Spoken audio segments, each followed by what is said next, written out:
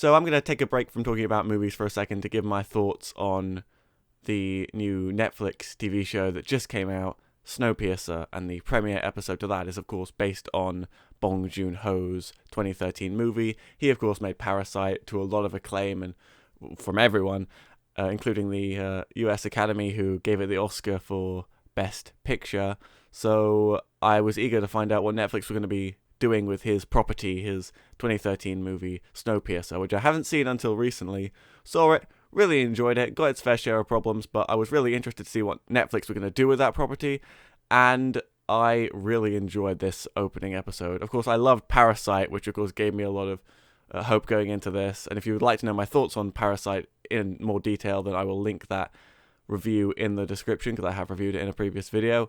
But yes, Snowpiercer, very different to the movie, not in terms of tone, but in terms of what they're doing with it technically, and how they're stringing out the narrative into an entire show, because ultimately that's what you've got to do with these things. And it's a murder mystery, which is, okay, it's quite a calculated way of making it work, making the plot stretch across the entire TV show, but it's pretty acceptable. It's a good setting for it as well.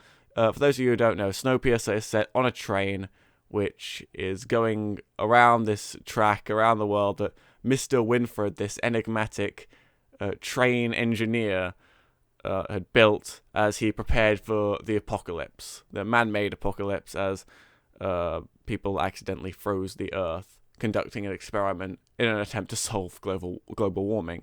The wonderful irony in that.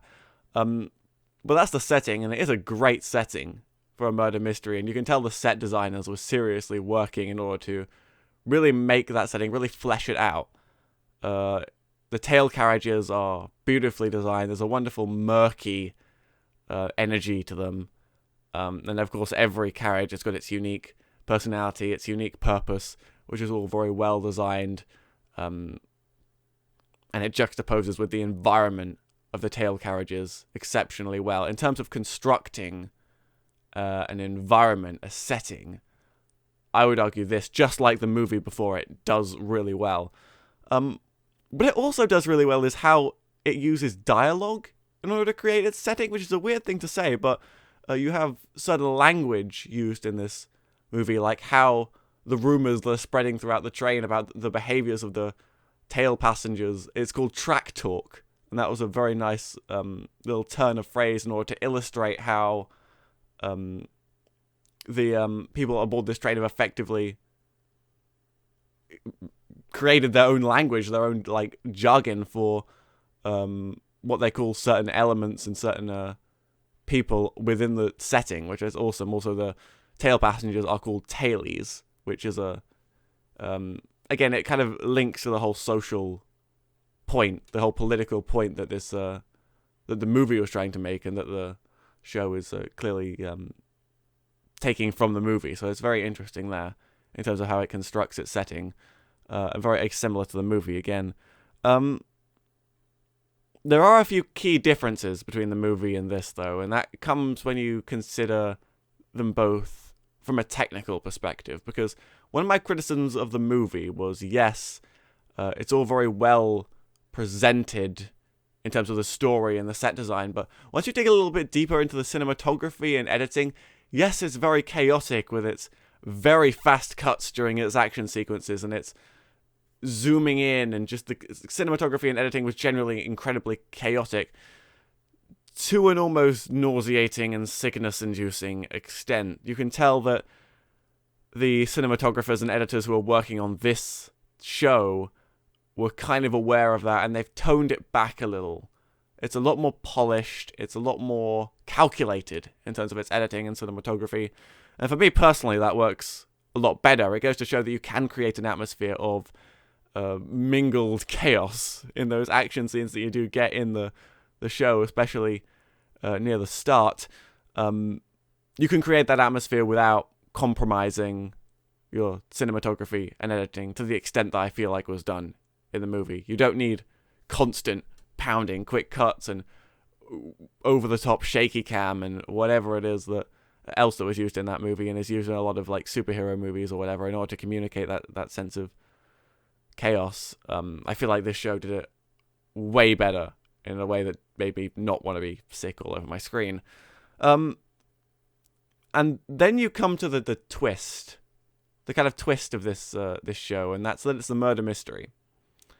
Someone has been murdered in a very similar way to someone who was murdered before, but then they fear that they might have accused the wrong person of committing that initial murder, as it seems to have happened all over again. And Daveed Diggs, who plays Leighton, I believe his name was, in this show, who obviously kills it. I mean, I love Daveed Diggs, and he does exceptionally well in that role. He's been tasked, he's been pulled out of the tail carriages and asked, hey, you're the only one on this train that's 1,001 carriages long that we believe is going to be capable of solving this murder. So there's an interesting dynamic going on there, and particularly the twist right at the end, which I honestly didn't see coming for two reasons. One is because I genuinely had no idea, and two, because it's something that I didn't think that they would reveal so early on in the show. And that's Mr. Winfred. The identity of him. He was an enigma throughout most of the movie until the very end where his identity came clear.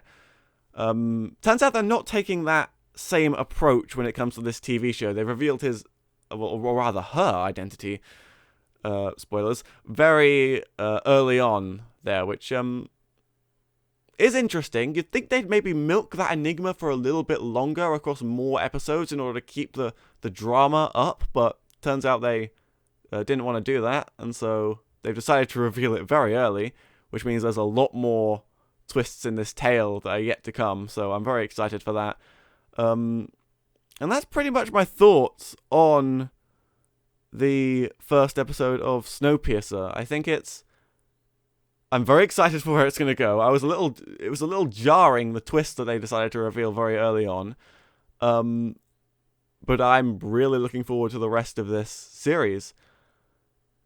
And, of course, it's good that Bong Joon Ho is involved in it. This is clearly partly his vision, where what he would have wanted to happen, so I'm very glad about that.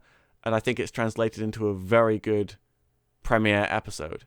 So maybe when all of the episodes have aired, I'll come back and give my ending thoughts on it. But for now, that's my opinion on Snowpiercer. Thank you very much for watching.